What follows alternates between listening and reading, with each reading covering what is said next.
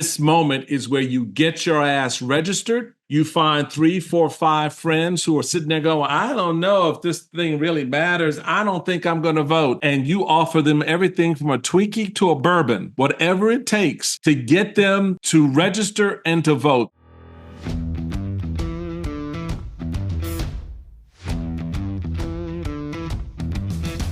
Hey folks, welcome to the Michael Steele podcast. I'm excited about our conversation today because I always like to take a moment with my buddy Rick Ungar and sort of do an assessment of where we've been, where we are, and where we could likely be going. And he joins me today in a great conversation. I have a couple of surprises thrown in for Rick, which are a lot of fun as well. He is the former host of the nationally syndicated radio show, The Rick Ungar Show, as well as my former co-host and colleague at Sirius XM's Steele and Ungar. He is a progressive who's made his mark in radio and TV by being willing to sort of mix it up with folks like myself who have opposing political points of view. And he is very clear about his liberal roots, but he understands the importance of conversation. He's also a former political commentator and contributor to Forbes.com, a lawyer, judge, television producer. He's done it all, and he's going to be right here as we begin the Michael Steele podcast, coming at you right here on the Bulwark platform right after this. Hey, everybody. Welcome to the Michael Steele podcast. It is always a special treat when I get together with my hombre, my man, the one and only Rick Ungar from back in the day of Steele and Ungar and all the good work we used to do, man. I love it when you come on to help us sort of take a moment, assess the 360 3,000 foot level of things. How you been? A lot of assessing to be done. I've been really good. Yeah. Enjoying or ruining the political season. I'm not sure which is applicable. Probably a little bit of both, right? Yeah. It's a little bit of both. So before we get into some of the recent hot mess created by Sarah Huckabee, governor of Arkansas, Sarah Huckabee Sanders, and J.D. Vance. Let's go back to the debate because I'd love to get your thinking on how that, because that's really the launch now of the period we're in. Both debates having both conventions having taken place, the debates are now in play. What was your thought coming out of that debate with between Donald Trump and the vice president in terms of how this campaign starts to unfold between now and November? Well, it was interesting. My first reaction to the debate was somewhat negative. Really? Only because I felt there were so many opportunities for Kamala Harris to speak. I mean, Donald Trump kept going over the time, and they were letting him do it. I think it ended up he had somewhere between 5 and 7 minutes more talk time. Oh, so what? It's Donald Trump. But she wouldn't respond to it. And that was making me a little bit nuts because he would lie about something or misstate a fact, and she would just say nothing. And I guess that was the strategy. Because obviously, as the hours went by, I kind of signed on with everybody else and agreed that she certainly had overwhelmingly won the debate. But I thought she could have done better. All right. Okay. And how would she have done better? I mean, I thought that she sort of, look, for me, the turning point of that debate wasn't anything she said. It's what she did. Is when she walked out on that stage and went over to Donald Trump, who had no intentions of shaking her hand. It was brilliant. Forced him to acknowledge her presence, shake her hand, hear her say her name, which he never said once during the debate, nor did he look at her. No, that told me everything you wanted to know at that point. I agree that was huge. It was just, I mean, he would come back in when he wasn't supposed to and say, the moon is made of purple cheese. And she wouldn't respond to it by saying, no, the moon is not made of purple cheese. And that kind of bothered me a little bit. It just felt like lost opportunities. If he wasn't going to follow the rules, I didn't think she had an obligation to. And if he was going to speak out of turn, as he frequently did, then I thought that opened the door for her to. In the big picture, not that substantial. She clearly, gave the better performance. But I will say that does tweak at me a little bit. It made me wonder why. Do you think that may have lent itself to some of the flatness in the numbers afterwards, where there wasn't any real, there was perceptible separation, but not really big separation based off of the fact that 63 to 65% of the people watching, that 63 million people watched that debate. And those that were polled afterwards, overwhelmingly said that she won the debate, yet and still it didn't expand that opportunity of more voters sort of landing, saying, look at these two and go, okay, it's very clear here who's ready to be president and who isn't. Right. I don't know. It could have had something to do with it. I mean, look, the debate, all you have to really do is go back to the first debate with Joe Biden. And I think something like 33% of the viewers thought that he won. Well, that's ridiculous. I mean, there shouldn't have been one person who thought that Joe Biden won that debate. He got creamed. It was that's true, and he didn't. But do you think the reaction to that debate, the first debate, was, as you're saying what you're saying about this one, and that you thought that she could have done more? I thought the Democrats should have done less in that after that first debate. How do you mean? Well, I mean, the fact that if that were a Republican candidate in trouble after a debate, you would not have seen the party throw that candidate under the bus. And by 2 days later, calling for that candidate to step down. And by 5 days later, having the likes of, Hollywood celebrities doing, sort of cranked up op-eds for that president to step down after having just hosted a fundraiser for that president 3 days before the debate. Just the reaction in that respect. I can see that point. I mean, whenever Hollywood celebrities weigh in that kind of a situation, it's and this is a group you're very familiar with. Yes, and it's not particularly useful. It would have been better. I think it was the right thing that happened. It was the right result. However, it probably would have been better if this had just been secret, quiet conversations between the president and Nancy Pelosi, who was really the one who did the shoving at the end of the day. So that it could have been better. So you know what? They're politicians. They're not rocket science. They're not rocket scientists, and they usually get it wrong in some degree. Well, to this extent, they quote got it right largely because it played out the right way. Yeah, exactly. But because this could have gone off the rails. It could have played out the right way without all the Sturm and Drang. So yeah, I agree. So further to the point about the debate itself, and again, I want to sort of use all of this as the narrative of where we're going to go to next. But how effective do you think she was in terms of, obviously not in terms of responding to some of the crazy that came from Trump real time, but do you think she was effective in weaving her personal story into the various narratives around her trying to help people appreciate the fact that she's going to be the next president? Yeah, I thought she was very effective at that. I think people came away from the debate going,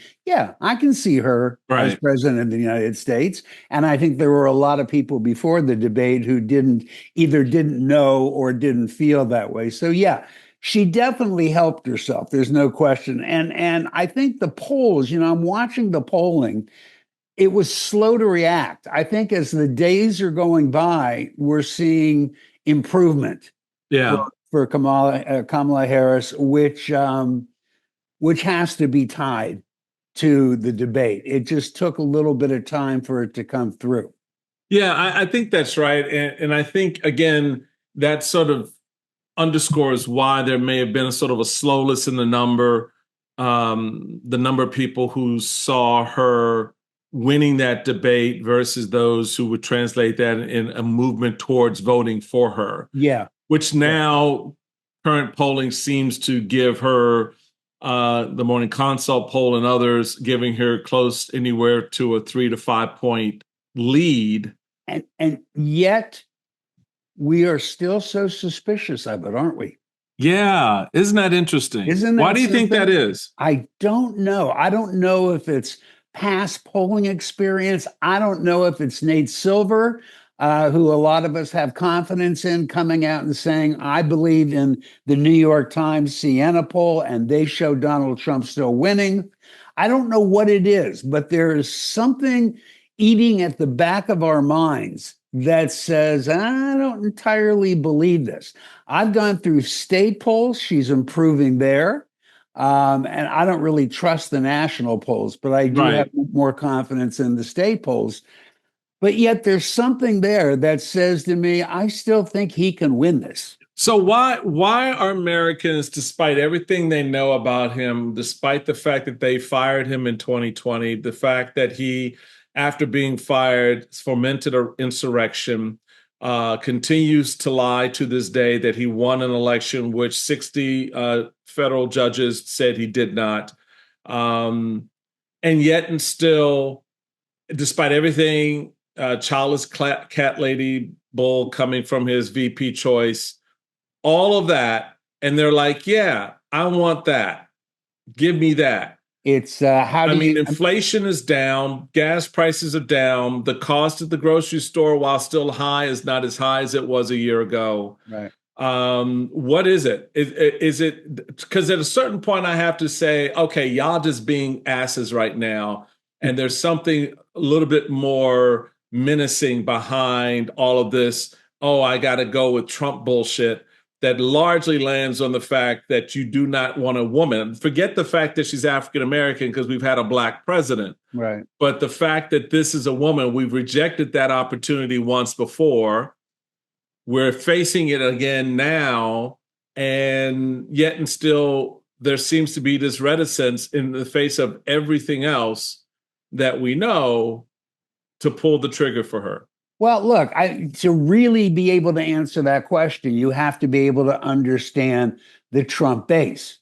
I have never pretended to understand the Trump base. I mean, there are millions upon millions upon millions of people in this country who have to know that almost every word that comes out of his mouth is bullshit. Right. And yet they forgive it. They forgive it for reasons that I've listened when they've explained it to me. It doesn't make a lot of sense. But when you start with that many people who are willing to accept his behavior, I mean, there are millions of Americans who will stand there looking in the eye and say, I know he's a bad guy, but you know what? I don't really care. If he's an effective president, I don't care if he's. But he wasn't an effective president, so I don't know what they're basing that on. They believe he was because those same people who believe his BS believe it when he tells them that he was a great president. Yeah, yeah. And they objectively can look at it and go, well, inflation was this when he was president, and it was that under Biden. But what they forget is where all of that was moving at the end of Trump's term. They don't forget it. They never knew it, and they don't understand. And you'll never make them understand that no matter who the president is, has so little to do with inflationary cycles.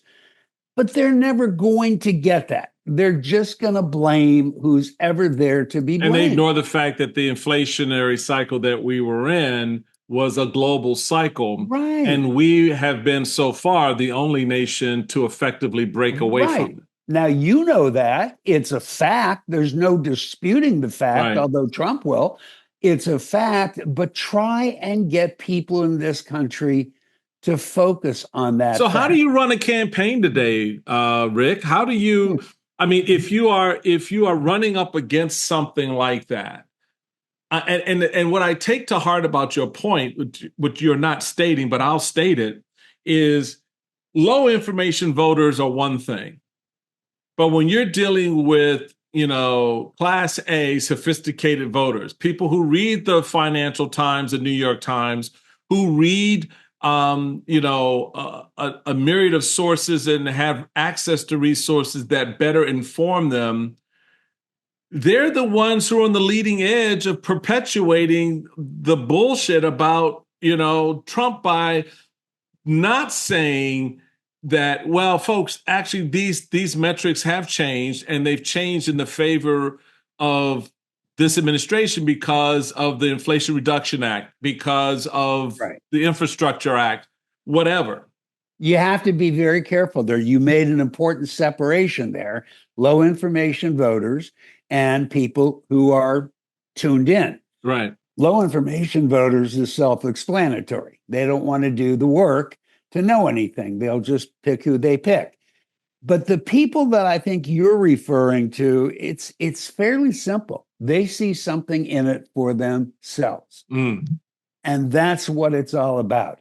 Those are the voters who do not necessarily have the interest of the country at heart, or certainly not to the extent that they have their own self-interest at heart. And you know what? It's no different today than it's ever been. There was remarkable BS being slung in elections going all the way back to our founding. You know those examples. Absolutely, yeah. And people who would believe it.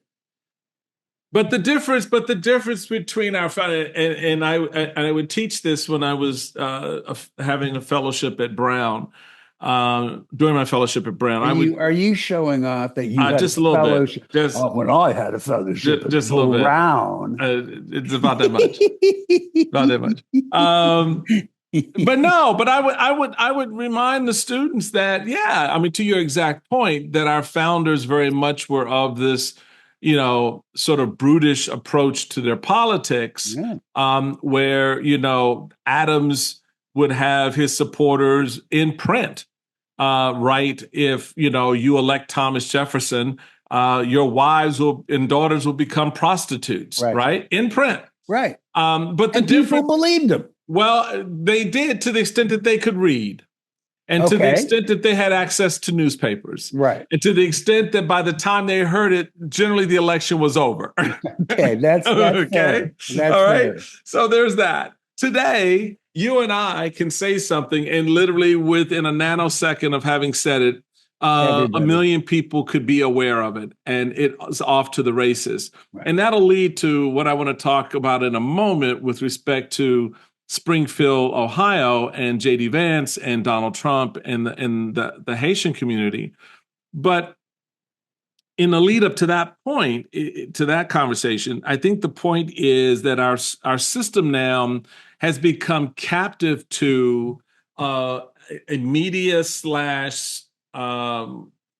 social media communication platforming that does not allow basic facts and information to resonate or marinate long enough with voters for them to process. So to your first point about low information voters, it is easier in one sense to say, okay, just tell me what I need to know.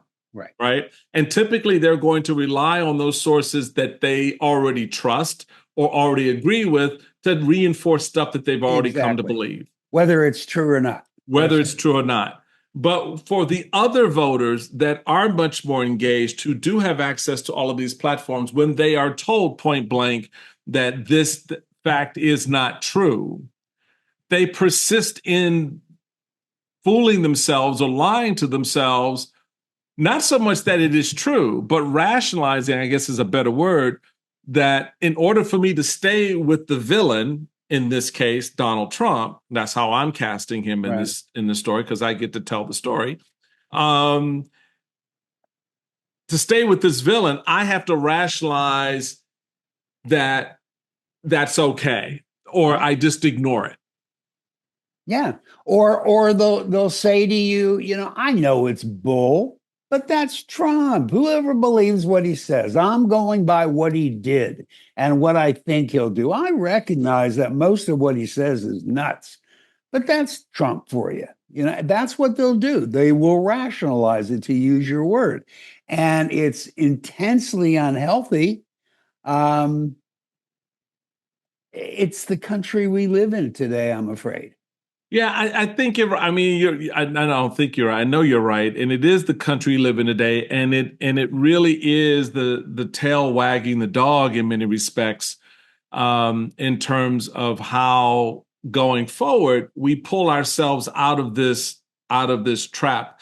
And now that you're layering on new technology like AI, where the line between what's real and isn't real can not only be blurred by storytelling, but now can be blurred visually and Right. auditorially, Correct. where I could have an image of Rick Unger saying the most horrific things in the world, Right. about Jews, even though you're a Jew, or Right. me as an African American saying Very horrific easy things to about do. African Americans, even though I'm an African American.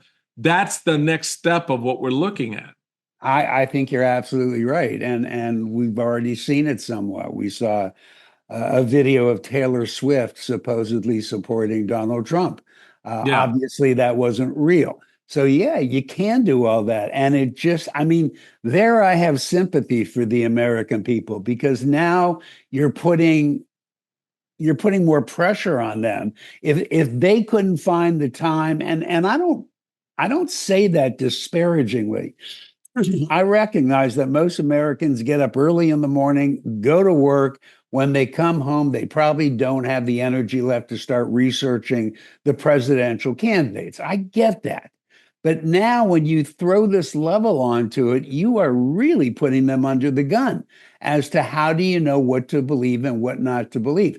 I don't know what the solution is to that except to legislate against it and yeah. impose heavy fines on those who would do it. So I want to call on your legal slash judicial background, on the question that you just stimulated in my brain about, you know, how we deal with these things legislatively, putting in place appropriate restrictions on the dissemination of certain types of information, certain types of speech. As you know, and it's well founded, our federal court system and the Supreme Court in particular have found you cannot go into a movie theater and yell fire. Right. Meaning you cannot go into a space and access your right to free speech that could result in the potential harm to others. Why don't we have that same approach to the Second Amendment? It's Why don't we have that same approach to other actions related to speech that we see platformed by the likes of Elon Musk, right. who last week tweeted out in response to the recent last week tweeted out in response to the gunmen found on Donald Trump's golf course. Oh, well, no one's trying to kill Biden or Kamala, inferring, well, perhaps maybe someone should. And the response to that publicly was so loud and outrageous that he took it down. Yet he said, oh, people just don't know when someone is being sarcastic or understand the humor. Yeah. Help us walk through what that means, because I call bullshit on Elon Musk every day, Right. everywhere, at every opportunity. I find him to be, in my view, every Bond villain ever imagined wrapped up into one person. Yeah, I'm with you on that. There's And you have to answer that question two ways. The first way is pretending that we don't have the Supreme Court that we have. And the second way is acknowledging that we do have the Supreme Court that we have. yeah, Okay, so for starters, if Congress or state legislator were to pass a law making it illegal to manipulate a video of me to say something I didn't say and then publish it, if they were to legislate against that, well, given the Supreme Court that we have, I doubt that it would pass judicial muster. I think they'd say, no, you're violating whoever's doing that, their First Amendment rights. With a different Supreme Court, you might get a different result. Now, there are ways to deal with that. If I were proposing this legislation in this day and age, I would probably say you can go ahead and publish it, but you have to put a notice on it, very clearly read, saying that it's not real. Now, that could possibly pass Supreme Court review. Hard to say, given the nature. It's like the cigarette warnings. And exactly. On the heels of exactly. So we know that it's doable. And so I think this would be doable. And that's the way I would go about it if I were legislating it. But again, with the Supreme Court that we have, I don't know if it could get through. But yeah, I mean, there are so many problems just like this that are screaming for legislation to control it. Artificial intelligence as a whole is screaming for this kind of legislation. It's not happening. And part of it is I think you've got a very lazy Congress who doesn't want to take it on. And the other part of it is I think there are legitimately members of Congress who do care, but think, what's the point? The Supreme Court's just going to knock it down anyhow. In a conversation with the former host of the nationally syndicated Rick Ungar show, as well as my former partner and colleague over at Sirius XM. That was the Rick Ungar show too, wasn't it? That was the Rick Ungar show. Oh, okay, I thought so. I was just the guy on the other end of the mic. That's it. I just sat there and go, okay, what do you want me to say next? Right? When we had our time together at Sirius, we were there for about 4 years together. And funny, Rick, literally last week I was at an event and a gentleman came up to me and said, I miss you and Rick Unger. I miss your radio show. I get that sometimes too, and it feels good. It does feel good. And it was a good conversation when we had it, which is why I love continuing that conversation with you now. And one of the things I want to get your reaction to, as we were talking about in the last little bit about sort of the noise, the lying, the leveling up of misinformation, false information that people buy into. And a lot of that now today is being reinforced by our political leaders. And that has changed the complexity of how people respond to it. I want to play for you in light of what's recently occurred with the Trump-Vance campaign, and this narrative that's emerged around the Haitian community in Springfield, Ohio, that came to prominence after Donald Trump mentioned on the debate stage that Haitians were eating cats and dogs, the pets of the people who live in that community. And it is, for me, one of those things that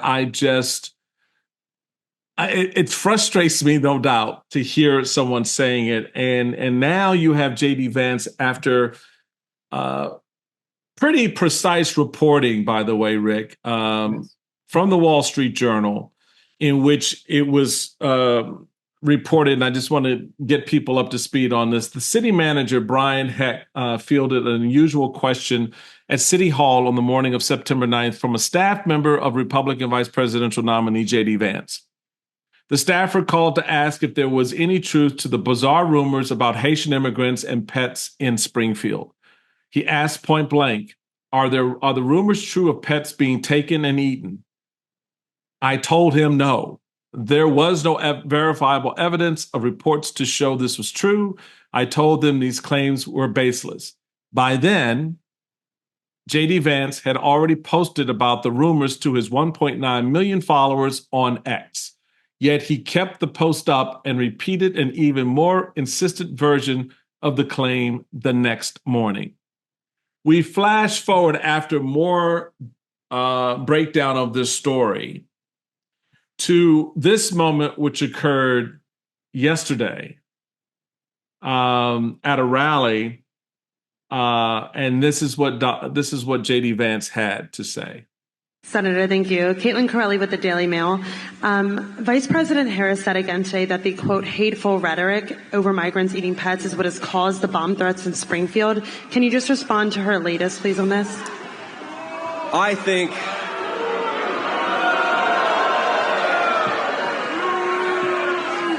that's basically my response.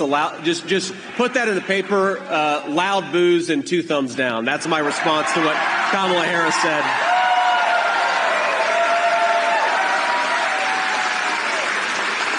Look, here's, you guys are going to get me all fired up again. I was ready to leave. Here's the thing about this. It's what happened in Springfield is not just disgraceful because it's made people's lives worse. What's happened is disgraceful because the way that Kamala Harris and her media allies have tried to silence the people from daring to complain that life has gotten worse in their own community, in their own country. Think about this. The argument was that because Donald Trump and I and the many, many hundreds of residents of Springfield that we've talked to in the last few weeks, because we dared to point out that life has gotten worse for those citizens, we are somehow to blame because a psychopath called in a bomb threat. See, I just got to jump on that. Don't just go for it, baby. It's all yours. Here's what really ticked me off about that. Look what J.D. Vance did. Obvious as can be. He changed the subject. Mm-hmm. The question was about the cats and dogs, and he changed it to the situation for the people in Springfield with this large influx of Haitians. That's an entirely different question. He went on later in the soundbite, he goes on to blame the media for this. Now, number one, and what kills me is nobody in the media who was there raised their head and said, "Excuse me, Senator, the question was about the cats and dogs, not about the people of Springfield." Right. Now, if you have a problem, which could be very reasonable with how this large number of migrants, legal migrants, right, coming into this city has created some problems, that would be completely legitimate. And if you don't think the media is covering that story, not just in Springfield, but in other places where it's an issue, you are well within your rights to bring it up. But you didn't do that. Your text did not say, hey, somebody has to look at how difficult life is becoming for people in Springfield because of this influx of migrants. Not necessarily true, by the way, but it's a legitimate discussion. That's not what he put up. He talked about people taking cats and dogs and eating them. And when that reporter asked the question about it, he switched it. He got off of it. He never answered it. And you tell me, why was there not one other reporter in that crowd to raise their hand and go, "Senator, you are full of shit"? Because that's not what we asked you about. Well, we're trying to change the conversation, and we're not that dumb. Well, and I think that is the most important part of it, because even in his initial response, you could see where he made that shift and where he started talking about, basically saying, well, we raised the cats and dogs to draw attention to the plight, which he admitted on CNN. Oh, yeah, if I need to make stuff up to get your attention, I will. He did. And the fact of the matter is, he's full of crap. He knows he's full of crap. He's the sitting senator for the state. And he's talking about, well, my constituents are telling me, well, when did your constituents start complaining about this? Because this is what the Wall Street Journal had to report about Springfield. The recent wave of immigrants was initially welcome. The town's fortunes had declined alongside those of the rest of the Rust Belt, with the population dropping from 83,000 in 1960 to 59,000 in 2020. The pandemic created a crunch in the available labor force as many workers stayed home out of choice of necessity. It goes on. Governor Mike DeWine, the Republican governor of Ohio, said on Monday that roughly 15,000 Haitians immigrated to Springfield over the past 4 years. They were able to immigrate legally under a Biden administration policy granting temporary protected status Two Haitians. So right. J.D. Vance, they're not illegal. No, they're here legally. He never mentions that, of course. It never mentions that as part of a program created by Congress in 1990. Here's the thing. The local economy, the Wall Street Journal would go on to quote, boomed. Business owners said they were grateful to have workers eager to work long shifts and do what it took to meet production goals. New subdivisions sprung up in the cornfields outside of town. New restaurants, because of the immigrants, because of the migrants, because of the Haitians. They're the ones opening. They're the ones opening the restaurants. Yeah. The Haitian flag flew at City Hall, for God's sake, right? The number of non-native English speakers in the public schools quadrupled to more than 1,000. Now, yes, with all of that, 15,000 migrants moving into the community and taking advantage of city services, opening businesses, all of that has a ripple effect. So yes, it's going to have an impact on the schools. It's going to have an impact on hospitals and local clinic. Yes, traffic is going to increase because they're driving. They're driving to the jobs that they have, and they're driving to the restaurants and the businesses they created. And that's the honest way to discuss it. And this is the case in virtually every city that has seen a large influx of immigrants. There are good results, and there are some problems that have been created. If you want to raise the problems, raise the problems. Raise the problems. And talk about solutions. Maybe there needs to be more federal money made available in those circumstances to help them out. It's a legitimate, honest discussion. But if JD wasn't so busy preparing his new cookbook, 100 Ways to Cook Cat, then maybe he would get to real issues. This whole thing that he has started is not going to do a thing. Well, we already know it hasn't helped the Haitian immigrants. They're constantly being threatened with bombs in the schools and this and that. But nothing good is going to come out of this for the city of Springfield. If he had been honest, if he had said, look, I got a concern about how this melding is working, not only in my state, but in other states, and we should talk about that, something good might have come out of it for everybody in Springfield. But here at the crux of all of this, this thing started with a private Facebook post by a Springfield woman who was talking about what happened to her cat. Not her cat. Not her cat. The cat of someone else. Of someone else. Whose cat was later found hiding in the basement. That's correct. Was not eaten, was not even taken. That's correct. But in fact, the cat, as cats are wont to do, went to a part of the house and said, I need to get away from this crazy woman. I got to go find some place where it's dark and quiet for a little while. I need to get my nerves together. Went to the basement and hid. Now, the woman who put the post up, later apologizes for doing that and saying that was not her intention to get this thing out the way it has.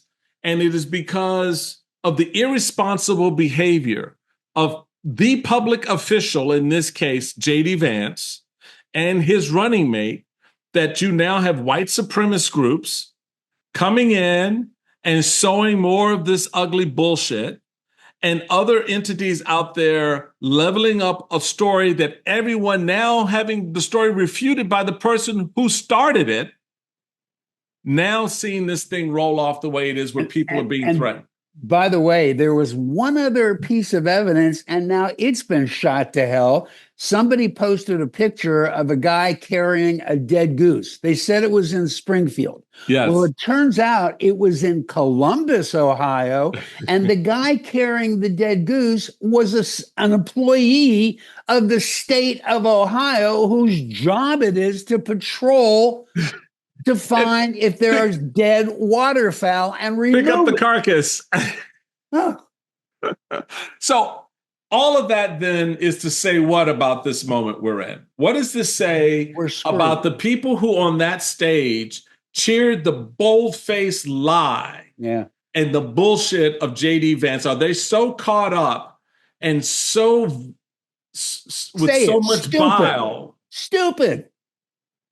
I'll say it. Are they so stupid that when every single thing available to them, which doesn't take a lot of effort. No, it doesn't. To tell them that they've been lied to, they'll sit there and they'll boo. They're stupid. I'm sorry. There are millions of Americans. Listen, there are Americans who I know who support Donald Trump, who I do not think are stupid. I think they're misguided. I disagree with them, but I don't think that they're stupid. They have their reasons. But those people, no, I'm sorry, they're just ignorant. So let's go from stupid to sublime ignorance. Is there such a thing? If there's such a thing. The current governor of Arkansas, Sarah Huckabee Sanders, at a rally on Tuesday, in response to Vice President Kamala Harris's conversation that she's been having around family issues related to IVF and abortion and other things related to the family and biology, I guess, had this comment to make. My kids serve as a permanent reminder of what's important. They also keep me humble. You can walk into a room like this where people cheer when you step onto the stage, and you might think for a second that you're kind of special. Then you go home and your kids remind you very quickly you're actually not that big of a deal. And ours are pretty good at it. So my kids keep me humble. Unfortunately, Kamala Harris doesn't have anything keeping her humble. You would think after 4 years of straight failure, she would know a little humility. Unfortunately, she doesn't. What a maroon. I didn't even know where to begin with that clip. Between J.D. Vance and his ugly response to women who do not have children, either by choice or by nature, they're not able to have conceived children, as somehow being less valuable to our society, and the fact that as a stepmother, which, oh, by the way, Sarah, Huckabee,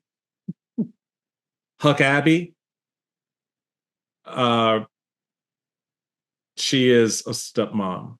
And stepmoms are mothers too. Sarah Huckabee.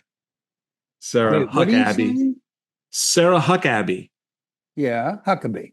Yeah, no, Huckabee, because Kamala, if they keep going, this is the thing about Republicans. You're going to go around and deliberately mispronounce someone's name. Oh, I see what you're saying. I'm going to deliberately mispronounce yours because you know better. You're a grown-ass woman. Act like one instead of a 10-year-old. Well, her name is Kamala Harris. Call her Kamala. If you have the balls to do it, call her Kamala. But otherwise, Huckabee. I like Huckabee. I got you. I watched her thing that you just played. At first, my mouth dropped open, and then I started rolling on the floor in laughter. Look, I'm a step parent, may not be a stepmother, stepfather. Right. She wants to make a distinction there. But there have been times in my life where I was getting a lot of attention outside of the house, probably more than she has ever gotten as the governor of Louisiana. Mm-hmm. And when Arkansas. Arkansas, right. When I came home, my kids could have given a rat's patootie about what anybody thought or was saying about me outside. So trust me, you don't have to be a blood parent to have that humbling experience, Sarah Huckabee. What a dumb thing to say. It's just it is dumb, and I don't know why. Why do Republicans now feel that they've got to show their ugly ass? That they got to be the one that is so filled with bile and vitriol and disdain for people personally. I mean, how could you stand on the stage as a mother and question another mother? Yeah. Knowing nothing about her life. Because she doesn't give her any points for being a mother. Why? Because she's a stepmother, and that apparently doesn't count. Because apparently, if you're a step parent, you are relegated off to the side. You're not involved in any way whatsoever with the kids in the house because you're a step parent. You're only involved if you are a blood parent. Now, find me anybody, even the dummies who support her, who think that makes any sense at all. It doesn't make any sense. How many we know the stories of blood parents who are more abusive and more negligent of their children than step parents. In a lot of cases, it's the step parent who steps in. That is correct. To prevent the further abuse by the natural parent. Do not go using truth and logic to make your point. Damn, there I go again. Oh, yeah. What am I thinking? All right, so let's bring this all to an appropriate comma, because we know that there's more coming in this campaign. At this stage, given what we've talked about today, what we've known, and even some of the stuff we haven't had a chance to get into, how do you assess this race as voting began this week in Pennsylvania will begin to fall into place, early voting, that is, in other parts of the country in the next couple of weeks? How do you think voters right now are taking this all in and then translating that to their ballots? I think it is and will remain, not only through Election Day, but for long after, very, very close. This is an election that will end up in the courts without question. I agree with you on that very much. So that takes me to the point that I want to emphasize to everybody. And I'd love to get your thoughts on this. My view, in light of what Rick just said, is that's why we need to overwhelm the ballot box with our vote. Amen. If there's ever been a time to go vote, that's it. This is the moment. If you don't want this race to drag on into December and into January, if you don't want the potential prospect of Republicans in Congress having this thrown to the Congress because of an electoral college tie, which could very well happen when you look at the map, Absolutely. And have Mike Johnson, the Speaker of the House, along with Republicans, because we vote by congressional districts when it gets to the House, right? And then all of a sudden you realize, hey, Republicans have more congressional districts than Democrats do. That's correct. And they will select Donald Trump as president. You bet. Period. Full stop. Not a scare tactic. It is constitutional truth. Yep. This moment is where you get your ass registered. You find 3, 4, 5 friends who are sitting there going, I don't know if this thing really matters. I don't think I'm going to vote. And you offer them everything from a Twinkie to a bourbon, whatever it takes to get, preferably a Twinkie and a bourbon. To get them to register and to vote. Because the more we are voting, the more we overwhelm the ballot boxes in our community with our vote, the less anchor, the less truth, the less gravity the lie will have that this election was stolen. Well, the reality is nations get the leader they deserve. Yes, they do. They really do. Yes, they do. All through history. So if Donald Trump is our next president, he's the leader we deserve. And we deserve it because all of these people who supposedly give the edge to Vice President Harris didn't come out and vote. Did not. Therefore, we get the president we deserve. Every single time. Rick Unger, I appreciate you, my brother, like no other. And I thank you again for taking a moment to come and share some thoughts with us as we get to the back end of this presidential campaign. You know, I'm going to get you back on Always my pleasure. Have you further digest and help us understand what is about to happen and what did happen.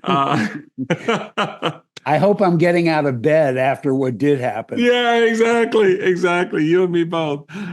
Folks, take to heart what Rick just said about voting. I cannot stress enough the importance of your going to the polls and being a part of voting on behalf of the country. A lot of my Republican friends out. Yeah, go ahead, Rick. Yeah, I just want to add one thing to that because I think it's important. I live in New York, right? And it's a general assumption that if you live in New York, the Democrat is going to win. Right. I know many people who go, "Why should I go vote?" It doesn't matter. The Democrat's going to win. That's just wrong. Wrong. That is just wrong. If you don't vote, keep your mouth shut. You have no right to complain after the result. He's right. He's absolutely right. And I think everyone should recognize that the reason the Republicans got the House in the last cycle was because of the vote in New York City, in New York State. New York State, that is correct. And that those 5 congressional seats that moved to the Republican column because Democrats thought they had it under wraps, and it was because of where they were. And we're going to win this. Would you just repeat what you just said? I want you to drive it home. What Michael just said is absolutely a fact. I know. I live in New York. Say it again. So the fact that it's New York and you think that the Democrats have got this all under control and they're going to win these seats in upstate New York, that is not necessarily true, because the reason Republicans have the House is because the Democrats lost those 5 congressional seats in a blue state. And check it out if you think that's nonsense, because it is absolutely 120% true. So as we start to go out the door, I want to leave you with something I hope makes you chuckle. Just is it as good as J.D. Vance's cookbook for 100 ways to prepare cat? In fact, I think it's not only complimentary, but helps deliver the product.